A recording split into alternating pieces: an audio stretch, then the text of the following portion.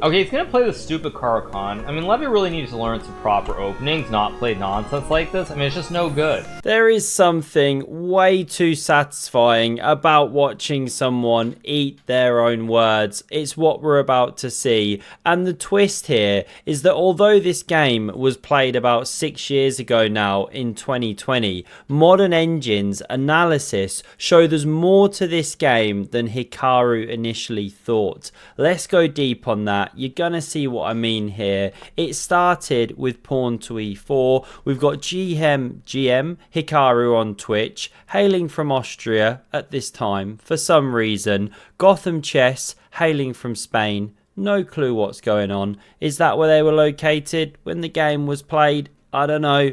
Gotham goes pawn to c ships. The Caro can't. Or is it Caro Khan? Now we're going to see in this game how Gotham handles it. We know he's done a whole course on it. He's a bit of an expert.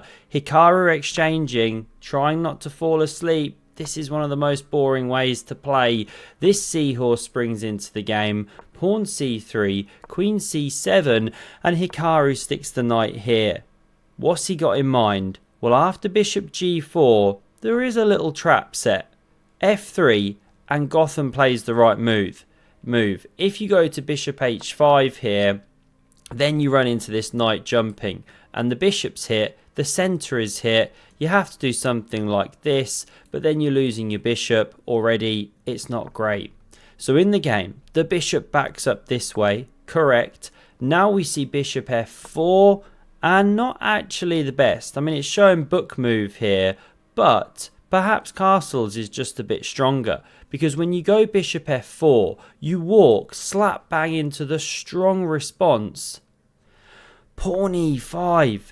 Now it looks a bit scary, because now your knight recaptures and it's in a pin against the queen. But this is actually good for black. Space in the center here. White still got to castle, which now comes fine. But after bishop d6, you've broken the pin against the queen. You're preparing to win a bishop. This one backs up, opens the queen on the pawn, but knight f6, all the black pieces out. Somehow, even though black's got the IQP, it's the black pieces that are freer to run around and play. Half a pawn advantage to black. Of course, if you want to learn this kind of opening chess, do check out Lotus Chess. It is the absolute best way, because it not just does openings but end games too. I even used it to learn building the bridge. Did it the other day in a club chess match. It's so satisfying when you put it into practice, and it just feels like you're playing a game, so you don't really feel like you're learning. It's free. The link's down below. Do go and get started. So much fun. Get it on your mobile. Bishop g5 from Hikaru now. Not the best, because he's pressuring the knight, going for the pawn with the queen, but here's the strong response. Castle's queenside, and Hikaru just starts sensing some danger now. All the black pieces are playing, bishop's pointed at his king. This knight's still undeveloped. Finally it joins the game here, via this square.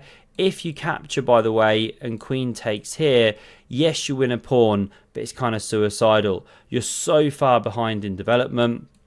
This king's exposed down here. Knight c4, e3 could be on the way once the bishop checks. So you can't do this. That's why Hikaru develops. Now we see pawn h6, goading Hikaru to open the g-file, launch the attack against the white king. Hikaru backs up. The engine did prefer, in fact, to mangle the structure. King b8's a bit of prophylaxis. King h1 from Hikaru. And now the best way to go is rook d to e8 or pawn h5. But Levy plays bishop c6.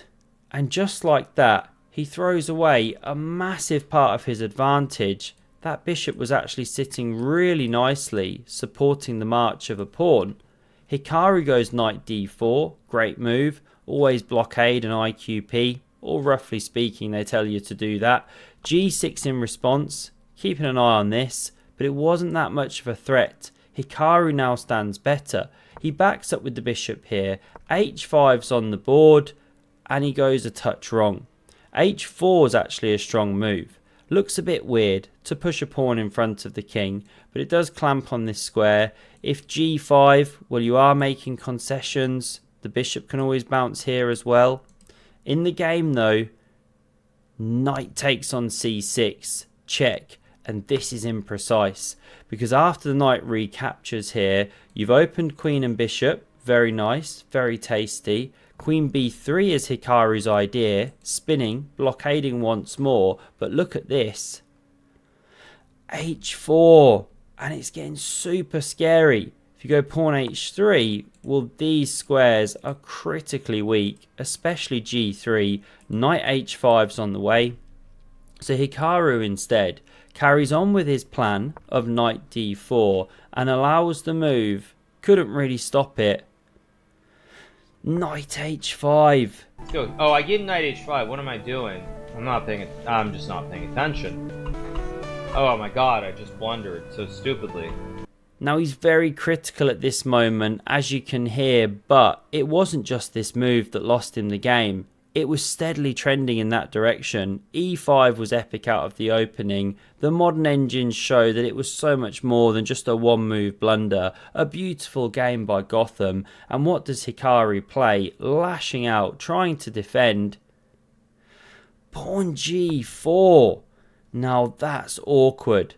It's like listening to Ali Reza ask his opponents to draw him like one of the French girls. He's suffered a bit of a boo-boo lately, got himself a bad ankle, he's having to lay on his side, practice his planks, pulled out of the tournament in Romania even, the Grand Chess Tour event. May we, not fun. Now why is Hikaru doing this? Well, if he hadn't tried some kind of defence, say he'd just gone for his own plans, then this was leading to a mate. Takes, pawn takes check, bishop has to block, check, king goes, and you double the rooks, mate soon to follow. Unavoidable. That's why the lash out. Terrible, of course, though. En croissance played.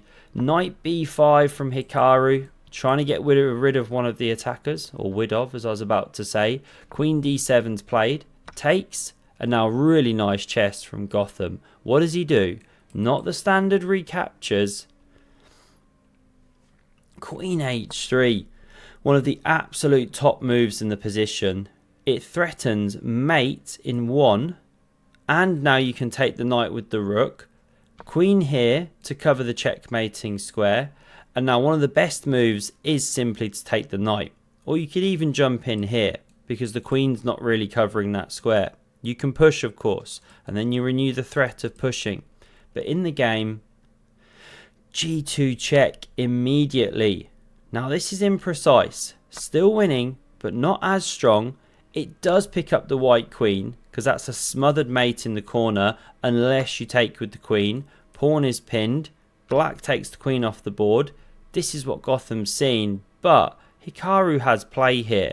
He should take here. The line goes something like this. You give an exchange, but you bring the black pony into the attack, and just pile up the pressure on the f3 pawn. You don't even have to win it. Here's one top way of playing. Sit on it, squeeze, put the pressure on. Maybe you run this one down soon, right? Not sure. Didn't click that deep, but black should be winning. In the game though, no takes here. Hikaru plays knight b5. And it's the nail in the coffin. You can see that Stockfish has pooped its pants, because now you can break through.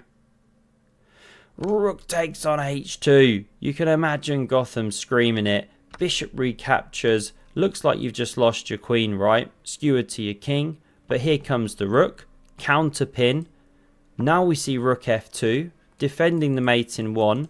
And you can't take the rook because you'd be in check. Crazy geometry going on right now, but the best move played. Knight e5 breaks that pin. Queen takes is now a threat, and there's just no decent defense to everything.